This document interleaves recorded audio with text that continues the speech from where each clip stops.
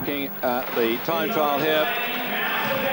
And we'll bring you in part 2 of our programme the World Track Cup event from Adelaide in Australia, and really a pipe opener, I suppose, for the big event yet to come in Perth, the World Championships in Perth, the other side of Australia, way out on the west coast. Here in Adelaide, down on the little bit of the hook round the, look at the shape of Australia, and you look at it there down the right-hand corner before it goes round towards Tasmania and so on. That's where Adelaide is, and that's where the track is being held here, and it's the round 6 of the World Cup, the 6th of them all, in fact. And coming into this one, Britain, of course, with its tails up, they're having won the round in Greece. They really edged the French down, and give the results here, by the way, from Greece. Great Britain was first with 71 points.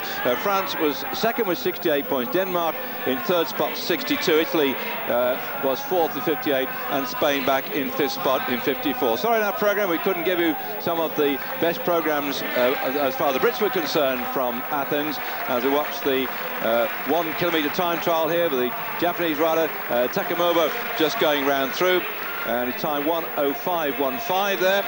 Let's see how he does against the rest of the riders to come. So let me once again build up the Brits, because we had a great time, the first ever World Cup event we've won in Athens when we beat France there, and I think to a large extent Yvonne McGregor's brilliant performance to beat Italy's Olympic pursuit champion Antonella Bulletti in the pursuit final laid the foundation for it too. But also our congratulations go out, of course, and I mentioned them earlier in the programme, to our team pursuiters when Brian Steele, Phil West, John Clay and Matt Illingworth managed to beat Denmark as well. So it's very hot conditions in Athens now, indoors at Adelaide, and we're watching now the rider on your screens at the moment, Grzegorz Krejner. Let's see how he goes here for Poland.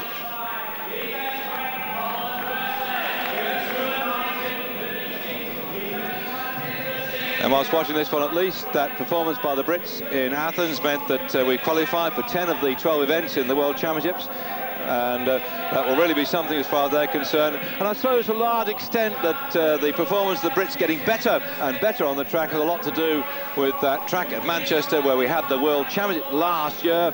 A great success in terms of the track. It was so fast, we had records being set left, right and centre, and it's being used now for training for our riders. I think we're already beginning to see some of the advantage of that indoor track at Manchester, and the movement up the league as far as the World Cup's concerned, because we've been languishing over the years. As there we go, let's see what his time is for the Polish rider. 1:05.09 it is for Grzegorz Krejner of Poland, and that is now faster than the one set up by Takanobu.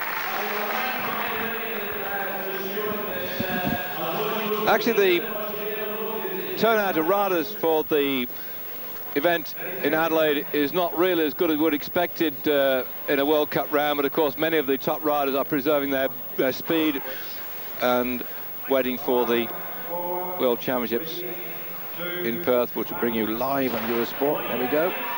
Sharman underway now.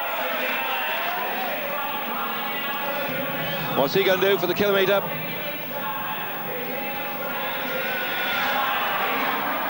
Of course, he's got tremendous support here from the Australians all around the track, and the Australians having to rebuild their track team to a large extent, for so many of their top riders have turned pro, from particularly the team pursuit squad, but they always manage to produce people for the sprinting and here for the kilometre as well. That's what Sharman's going to do.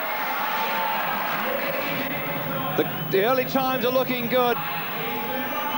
Looking very good at the moment. Sharman really ploughing around this track at a great rate of knots.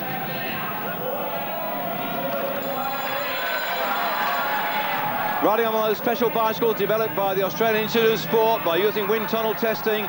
I don't like the way the UCI now trying to stop people using unusual bikes like this, trying to force it all to go back to standard diamond frame bikes. But I think that innovation should be allowed to proceed, particularly on the track like this.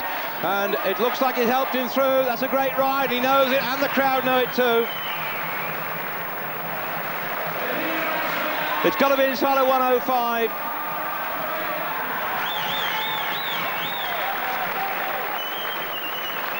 Well, Sharman, 10th in the World Championship last year in Manchester, now done a 1:05.95, and in Manchester his time was, sorry, 1:04.95. His time in Manchester was 1:05.406.